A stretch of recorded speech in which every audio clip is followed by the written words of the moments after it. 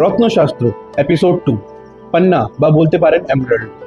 বুধ গ্রহের এই রত্নটা বিশেষ করে ছাত্র বা বিজনেসম্যানদের জন্য।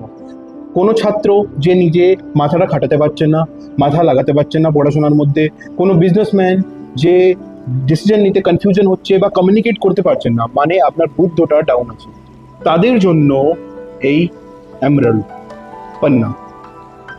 পান্না পড়লে চঞ্চল মন স্থির করে একাগ্রতা বাড়াতে হেল্প করে, আপনার বিজনেসও ইমপ্রুভ করে, আর ছাত্রদের রেজাল্টও ভালো করতে লাভ করে।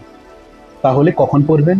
বুধবার দিন সকালে শুক্লপক্ষে ডান হাতে কনিষ্ঠা আঙ্গুলে 3 থেকে 6 রতি অবধি আপনার ওয়েট অনুযায়ী সোনা বা চাঁদিতে গড়িয়ে কলম্বিয়া বা জাম্বিয়া কোয়ালিটিতে পড়তে পারে।